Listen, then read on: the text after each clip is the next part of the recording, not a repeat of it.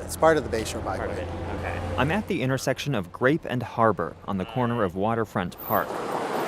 It's just past morning rush hour, but hundreds of cars are still passing by heading to and from the airport. Every so often, a bicyclist rides by as well. The camera is pointing in the direction where the zone is needed. Brian Genovese is a traffic engineer working on the city's bike program. We're looking at a camera equipped with bike detection software mounted right next to a stoplight. Cameras that detect cars are nothing new. The city has many already. Here's what is new.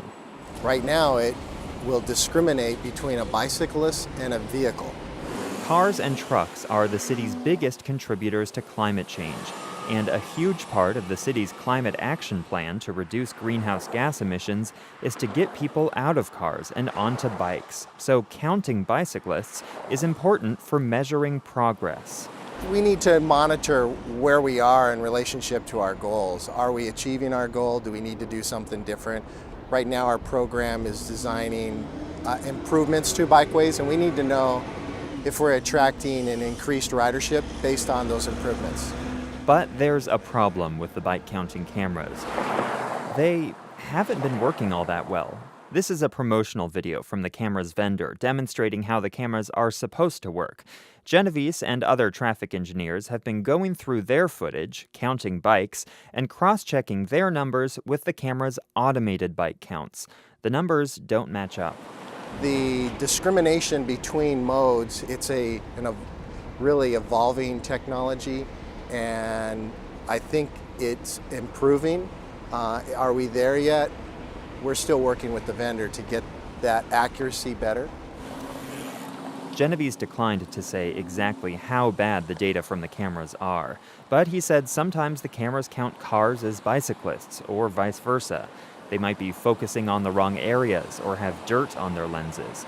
City engineers went out with the camera's manufacturer a few months ago to troubleshoot, but Genovese confirmed the data still isn't accurate enough. Counting bikes is important because it allows you to plan for the future. Samantha Ollinger is executive director of Bike SD, a nonprofit advocacy group. She says she's happy the city is investing in bike counting technology, but she says the city should have figured out by now how to get the cameras in working order. If the city had installed and calibrated the cameras when they were purchased 3 years ago, she says, we could have 3 years of good data.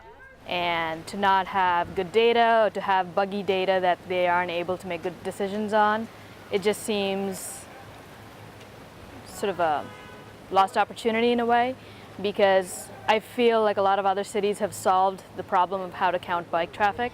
It's true, other cities are doing a lot more with counting bikes than San Diego. Cities including Portland and Long Beach have electronic signs next to a bike counter that show you the counts as they go up in real time.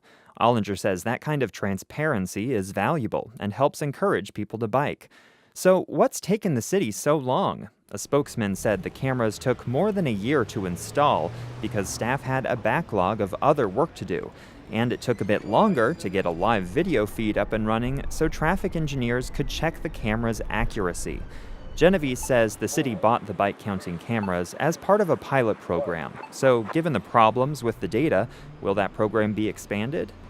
Well, I think we would have to explore those opportunities as they come up. As I mentioned before, we're exploring different technologies, so I can't answer one way or the other right now. Andrew Bowen, KPBS News.